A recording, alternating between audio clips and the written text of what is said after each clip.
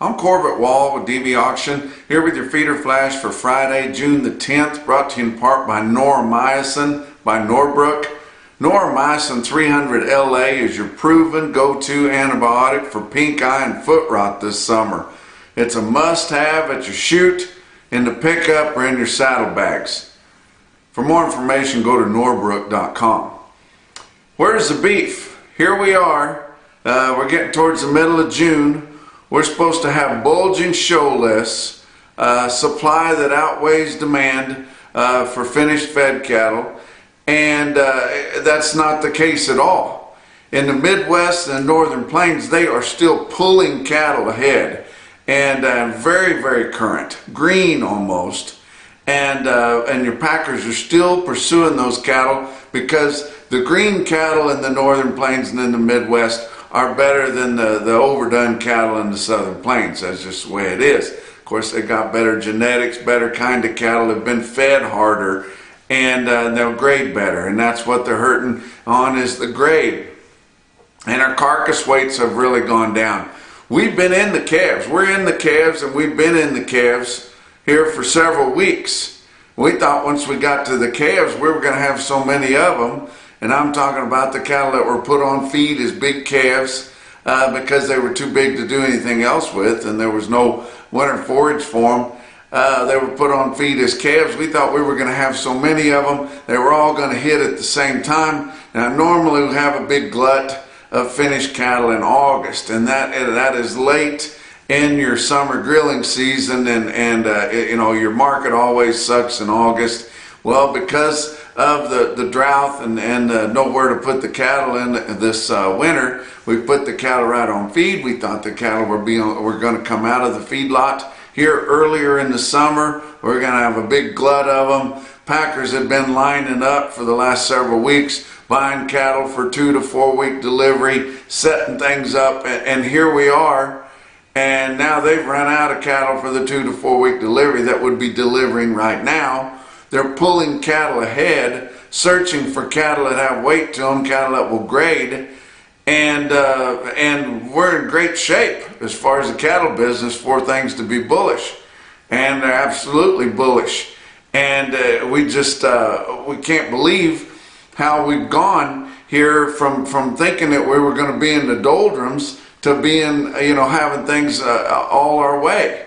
So what's going on here in Iowa? They've only sold 16,200 here. They got more work to do here on Friday. I'm not sure if anybody's going to sell them any more cattle. Like I said, they've been pulling cattle ahead. We're selling towards the top of last week's range, and the market is higher, steady to $2 higher live than last week, and we were in a down market. But I'm not sure that anybody's got cattle that they want to sell. I think they can probably hang out another week or two here and sell the cattle higher yet. Now you think, well, in the Southern Plains, what's going on? Well, they've sold 10,500 head in the Texas feedlot areas. We never do that. Well, why would they do something like that? Well, most of the cattle in Texas are in some kind of formula deal or an AMA. It's nearly all corporate feeders, and all their cattle go into those deals. But there's a few guys that sell cattle in the cash market. Well, we've heard reports that they sold those cattle, and those cattle were at 136, which is still $1 better than last week. Of course, last week they sold at 135 earlier in the week. Basis jumping because the board was down earlier in the week before we had a big rally there, the mid to late week last week in your live cattle and feeder cattle especially, futures there. But they were saying this week, well, they sold those cattle as 136 cattle, and those are just half-bloods, and they're not worth a damn. It's just a bunch of coon shit. Okay, I'm going to tell you about half-bloods for you guys that don't know. And they say, well, you know, they're Holstein cross. Yeah, they're Holstein cross. They're out of dairy cows and the best Angus bull semen that you can buy anywhere. We're here at DV Auction. We're in the business of selling bulls and the best pedigreed bulls and the best genetics that you can find anywhere. a lot of our biggest buyers, and a lot of times they're just getting half interest in those very, very best bulls at the very, very best breeders. Those guys are those calf ranches, especially in out west in Arizona and California and places like that. I've told you guys in the past, and I'll repeat it again, it won't be too long before you'll have to go to the zoo to see a Holstein steer. Why would we have Holstein steers? We don't need Holstein steers. Now, they can take the very best dairy genetics that a dairy has and breed them to the very best Holstein bulls and get all the heifers that they need right there. And they can raise those heifers and have the very best cows and keep pushing it and making more milk, and then the government will eventually bail them out, and then they'll change the name of their dairy and they'll get right back in and build it even bigger. That's what they've been doing. That's what they'll always do. But there's no need for them dairy cows. They have to keep having calves so they stay lactating and keep giving milk. There's no need for them to have a dairy bull calf. They can have a half-blood calf, and it can be out of some of the very best Angus genetics that you can find anywhere. It's enough to offset the dam side. And those cattle are pretty damn good cattle. You see them sell on Superior Video a lot of times. They're half-bloods. Kind of hard to tell them, especially watching them on video. They're kind of hard to tell, guys. They don't have spots on them. They're all black. And they're just good enough as far as the shape of them that they sell really well. Guys put them right on feed. They do calf fed with them. They hardly ever get turned out. Those cattle go right on the feed. They finish at a reasonable weight. It's not like the 1,800 pound Holstein steers that we've seen that I used to watch at South St. Paul, Minnesota, go through the stockyards there. That was a whole different product, and it was kind of its own specialty item, was those big Holsteins, and they still have them, and guys still feed those up in the upper Midwest and in the Eastern Corn Belt and places like that. They still feed some of those great big Holstein steers like that, but for the most part, your biggest part of your dairy industry has moved down in here to the Southern Plains because it's dry, arid, and we don't have a lot of rules about how much you can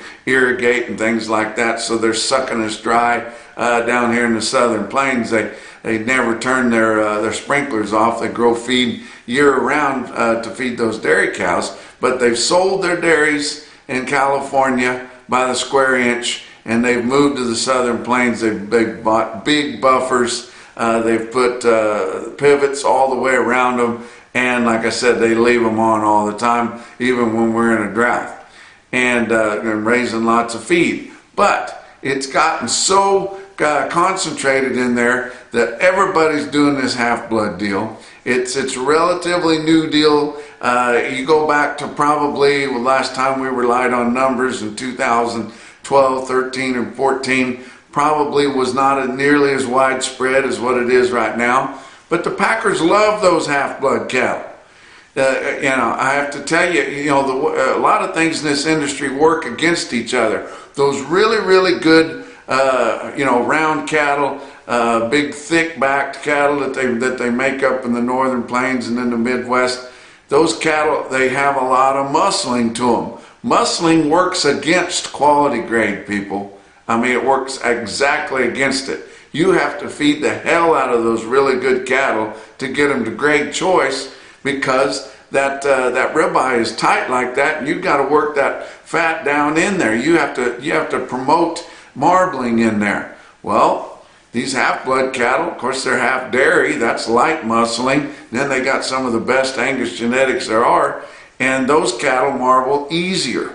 So don't be thinking that those cattle are just coon shit or something. Those cattle, and even as feeders, and they sell them as fairly light calves, they don't sell at a very big discount, even as feeders, guys, and even though they're half-bloods. But, I don't know why I got off on that tangent, but anyway, those are pretty good kind of cattle, even if they were half-bloods that bring 136 and started the trade in Texas Nothing wrong with those cattle. There'd be plenty good cattle, and the packers would like them just as well. But are these cattle on feed reports accurate? My friend Lee Richmond from up in Nebraska, he was asking me that, and some of us on a group text there on Thursday afternoon. Are they accurate? Really? You know, where do they send these questionnaires out to fill out? You know, who's getting them? Is it just your big corporate feeders? Is it just the ones that have the sweetheart deals and already have all their cattle promised and have had ever since they bought them as feeders? What about the I'm not talking about the real small lots, but the smaller lots, the old custom feed lots, the ones that are selling cattle in a negotiated manner, the ones that are establishing the market. They're providing price discovery. They're providing a market, a cash market for the rest of the industry to exploit with their AMAs. What about those guys? Are they being questioned? And like Lee told me on Thursday, he says, I'm driving around up here in Nebraska feedlot country, and I'm seeing a lot of empty pens. A lot of empty pens. And he said they're pulling cattle ahead. I said earlier in the week on one of my visits that we were pulling cattle ahead in the Midwest and in the Northern Plains feedlots. And that's just asking for it for me, because if I say something like that, sure enough, I'll get guys saying, oh, well, you're wrong, you know, we're backed up here. Nobody said that this time. I had people sending me messages and saying, boy, you're right. We're pulling these cattle ahead.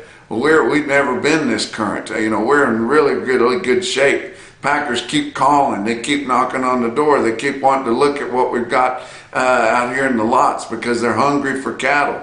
They've got needs to fill.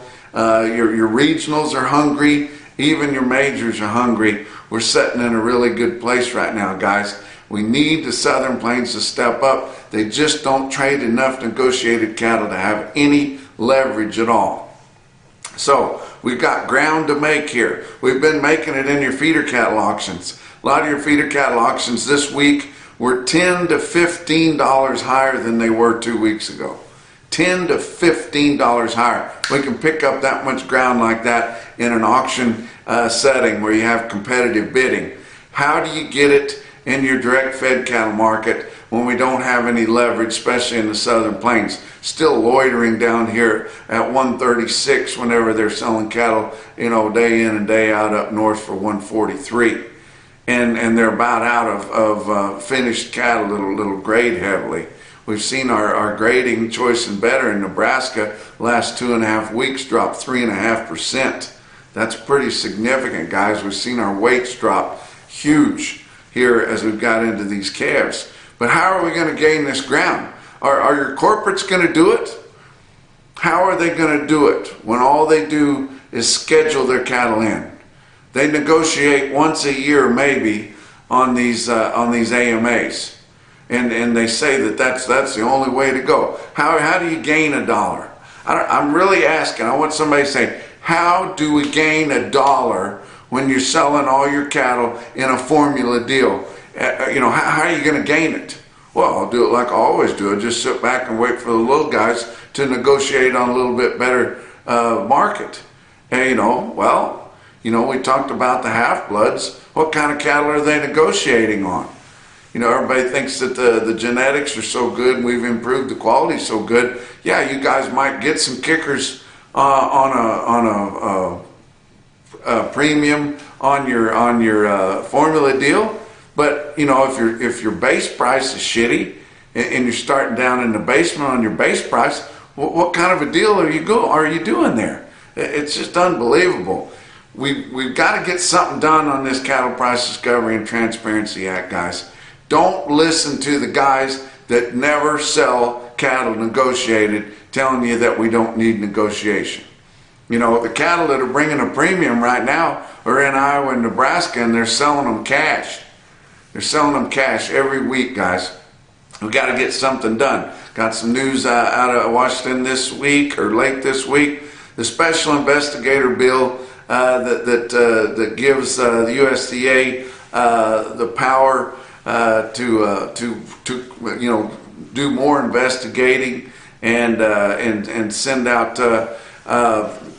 people to really get to the bottom of this deal with the packers, whether they're colluding, whether they're doing unhealthy trading practices and things like that. Special Investigator bill is likely to go up for a vote in the House. It's already been marked up and passed the House Ag Committee. Okay, we've heard Charles Grassley say, now we're hearing that indeed the Senate is likely to pull up the Special Investigator bill and Cattle Price Discovery and Transparency Act to go through the Senate Ag Committee. They believe that will easily go through and be approved in the Senate Ag Committee, and then it will eventually go for a vote in the Senate. What we need is we need more help in the House of Representatives on getting this Cattle Price Discovery and Transparency Act approved. So who's going to come to the rescue on that? U.S. Cattlemens Association is having a fly-in this week, guys. They are coming in there with people to go boots on the hill and talk to guys, the lawmakers, about getting this done. We've got some of your bigger state cattlemen's groups there that are actually affiliates with the National Corporate Beef Association, but they've kind of gone rogue on them on this. They know what's going to save this industry. So you've got outfits from Nebraska Cattlemen's, Iowa Cattlemen's, Missouri Cattlemen's going to be going and doing a fly-in too, and trying to get this bill passed. And we've got to get more support in the U.S. House of Representatives. And if you've got somebody you can call there, anybody can call their rep. If you can call them, email them, something like that, tell them that we need this deal, especially if you guys got any pull with them. We got to get something done. Let's talk about your board on Thursday. June live cattle futures up 22 cents at 137.05. August was down 32 at 137.20. Your back months on live cattle were kind of mixed, from down 27 to up 15. August feeder cattle up 37 cents at 176.02. September's up 12 cents at 177.37. Back months on feeder cattle down 12 to down 77 cents. Corn continues to creep higher just about every day this week. Corn ended Thursday regular trading up 8.5 cents, settling at 7.73. Beans up 29 cents at 17.69. Kansas City hard red winter wheat down $1.25 at 11.53 3/4. Fat cattle trade, a little bit more trade on Thursday, but not a lot. And they need to do more trading on Friday. These packers have scheduled a very aggressive slaughter schedule, and not being able to cover it. And like I said, they pulled the cattle forward. Did not sell a lot of cattle, or didn't have much trade on Thursday. They would probably like to see some on Friday. They are getting pretty desperate. Colorado didn't have any confirmed sales on Thursday, but they've sold 2,400 head for the week, mostly all at 141 live basis. Iowa, 1,500 head confirmed on Thursday, 16,200 for the week. That's about 10,000 shy of what they normally do. And I'm not sure they've got the cattle to sell to do much more business this week. Live sales 141 to 143, steady to $2 higher. Dress sales 225. Your dress market is $4 to $5 higher this week. We're supposed to be in a down market. Nebraska, 900 head confirmed on Thursday, 25,300 for the week. Live sales, didn't have any live sales confirmed on Thursday, but it was mostly 142 to 143 this week. Dress sales confirmed on Thursday at 226. Kansas, just a few loads, 300 head, and not a very big week for them either. So they've only had to confirm sales on some mixed cattle on Thursday at 136. Texas didn't have any confirmed sales on Thursday, 10,500 head for the week, which is decent movement for them, all at 136 for the most part. Box beef cutout values, we saw quite a bit of ground gained here in the last week and a half or two, but now it's kind of reaching some resistance there. Choice cuts down 64 cents, 271.10. Selects up 20 at 249.61. Your slaughter 503,000 through Thursday. It's 22,000 more than the same week a year ago. Your actual slaughter information come in, it's 2 weeks behind. Average dressed steer carcass weight 882, fell another 6 pounds from the last report. I mean, these weights are falling like crazy, guys. Talk about what else is going on. EverAg Insurance Services. Navigate your risk management with EverAg Insurance Services. They do it all, guys. All your agriculture insurance needs. LRP, DRP, LGM, PRF, advisory services, and Vault software technology. Get a hold of them and go online and search EverAg. Talk about your feeder cattle market, or actually I want to mention your LMA, Livestock Marketing Association's having their conference, and this is one of the few times in the last 20 years that I haven't been in attendance there. But they're also having the World Livestock Auctioneer Championship. That will take place this weekend. They'll have some interviews and things on Friday. They have the big auctioneer contest on Saturday. It's in Shipshewana, Indiana. And so that's a unique place for them to have it there. I know literally all the auctioneer contestants there. Good friends with many of them. I've picked the world champion the last 2 or 3 times they've done it. I'm just going to give you 3 names. I'm going to give you Eric Dries from Idaho. I'm going to give you Wade Lice from Michigan, but he sells in Mitchell, South Dakota a lot. And then I'm going to give you the name of a Canadian that's as good a guy and as good an auctioneer as there is in the world. His name's Dean Edge. And if the jab didn't give him lockjaw, he's got as good a chance to win it as anybody. But I wish all the guys good luck. Several of my good friends are in that. I really enjoy watching that. I'll be watching online for that auctioneer championship contest, and we always say, you know, whose turn is it? And I'm not really saying that's the way they do it, but it just seems like it kind of works out. Who's been there enough times? Who's gotten close? Whose turn is it? I think it's Eric Dries' turn, and he's a good friend of mine, and I wish him the very, very best, and he doesn't have to do anything special, just do what he does, and it's plenty good enough to be the next World Livestock Auctioneer Champion. Got to check in with one of my heroes, Jimmy Craig, one of the few guys in the world and in history that's bought more cattle than most people see in their life. But Jimmy Craig and his wife Becky are good friends of mine, and they're taking a little vacation, and I'm glad that they're doing that and relaxing a little bit. He's found the Fountain of Youth. It's in Saratoga, Wyoming at the Hot Springs. Talk about your feeder cattle prices. Real-time index on DV auction late in the day on Thursday sitting at 161.29. That's up $1.37. That thing has done nothing but go straight up, guys. Going to give you some big quotes on feeder cattle. I mean big. Pratt, Kansas, winter livestock, 2,600 head. Like I said, it's 10 to 15 bucks higher in the last 2 weeks, guys. It's just game. Feeder steers this week 3 to 7 higher than the smoky sale they had a week ago. Feeder heifers studded at $2 higher. High dressing cows $1 to $1.08.